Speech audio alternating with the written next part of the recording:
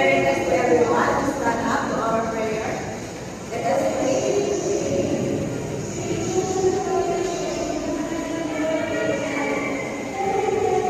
Good morning, class. How are you today? Okay, that's good. So, bago tayo po, ay pakitulog mo yung mga ilalagay sa mga yan pag-iayos ito ng tuwan. At before that, meron tayo mas controls na kailangan sa sulit. First, identity and data management and activity. Then, third, there's one how you want to observe. So, meron pa kayo mga katanungan sa ating controls in class. Okay, thank you. So, meron ba naman sa ating class ngayon? So, kung wala ba, pakalito ng sarili. Okay, class? Before going to our discussion, let us review first our previous lesson. So, what is the largest planet in our solar system? Okay, again, start up. What is the largest solar system? Okay, thank you. The answer is the Earth. So, I will show you a picture. What did you observe and what can you see from this picture? Can you describe it? Okay, can you describe it? Okay, thank you. So, makikita natin sa picture ay mayroon moon at shooting star at star. So, when you look at the sky at night, what can you see or what did you observe? So, syempre, meron tayong makikita moon, star, and shooting star. So, meron mo ba yung katanungan sa ating ilalagay? So, kayo pa natin ano kaya ang magiging capital ngayon? Okay, dyan natin. Ano kaya ang magiging capital ngayon? Okay, thank you. So, our topic today is about basis of moon and pattern of star. But before that, I will put you on the good one and then some good.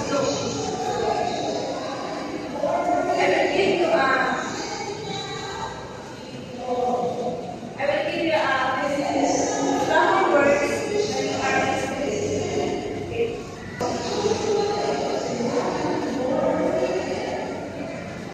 Okay, class, let's start your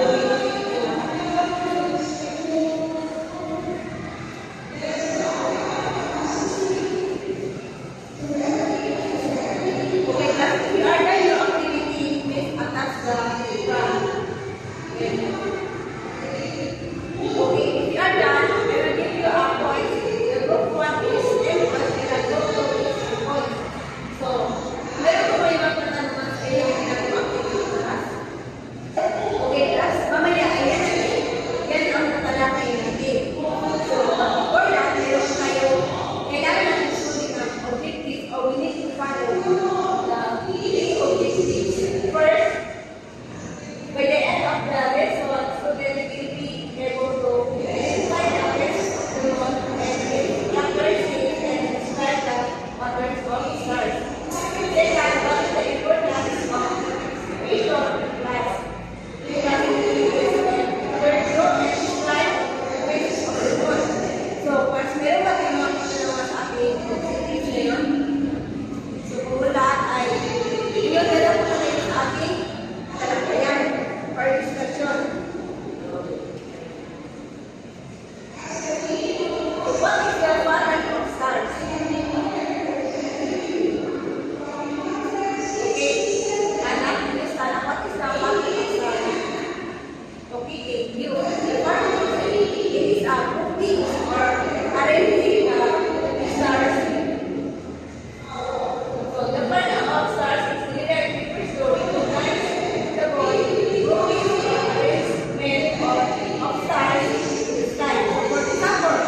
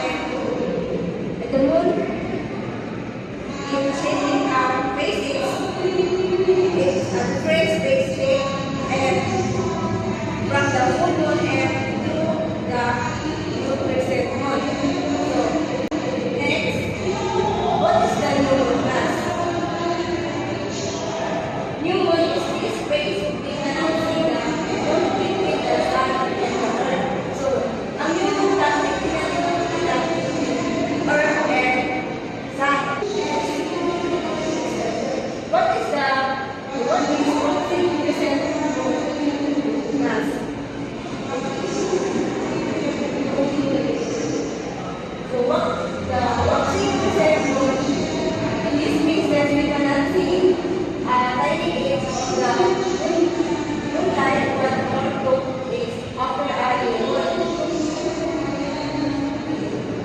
So it is a circle of 60% wood. Then what is the first part of the glass? The first part of the moon is phase and we can see of the moon is illuminated light about a week after the moon. So it is a example of first part of the moon. So patulad siya patulad siya dahil sa hapon so muna po siya po. So next what is the waxing Venus moon? Waxing Venus moon is phase more than half of the moon is visible in the sky.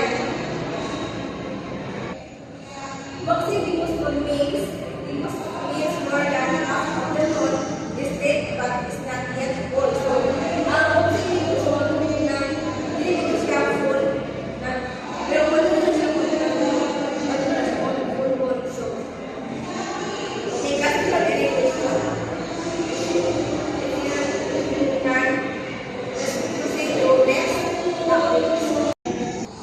Okay, class, so now let's proceed to what is full moon. So, full moon in this case, we can see the fully lighted side of the moon and week after the first quarter also. So, full moon in this case, we can see the fully lighted side of the moon. So, next is, so this is the, I show a video.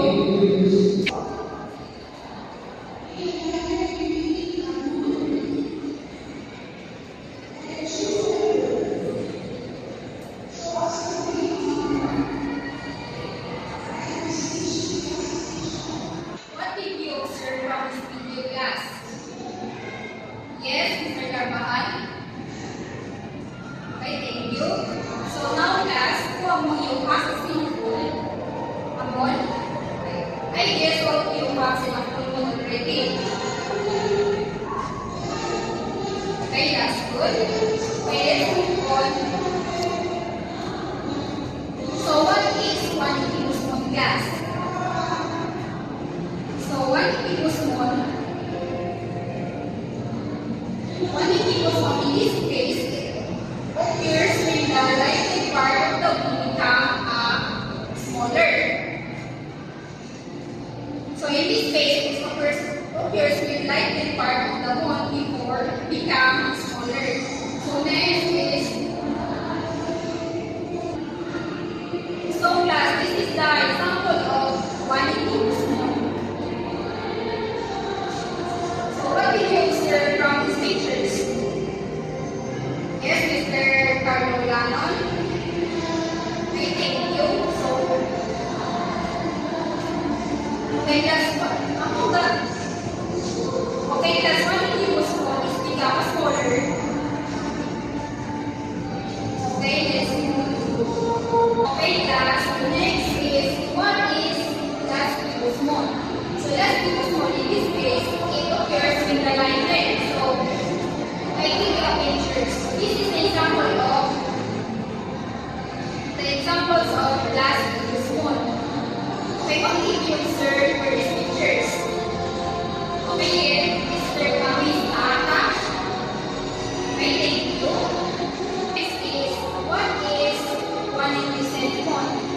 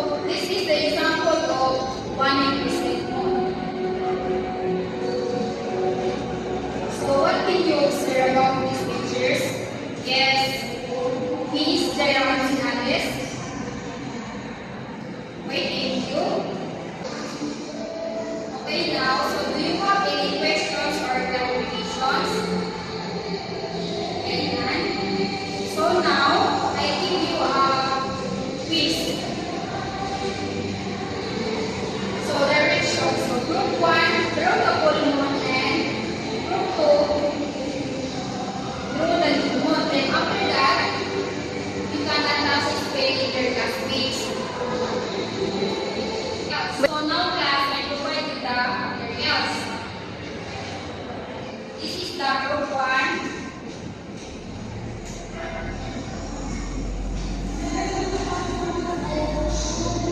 And this is the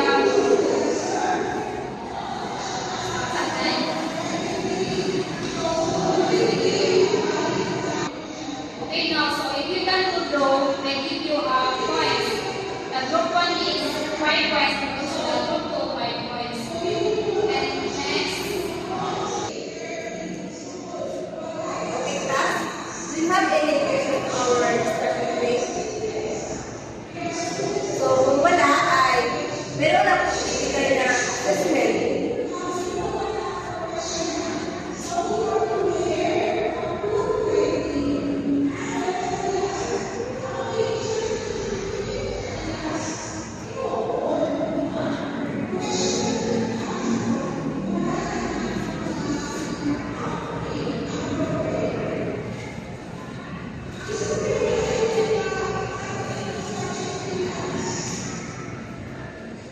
In class, read the directions. Read each picture carefully for each multiple choice question. Write the letter of the correct answer on your paper. So, I will give you a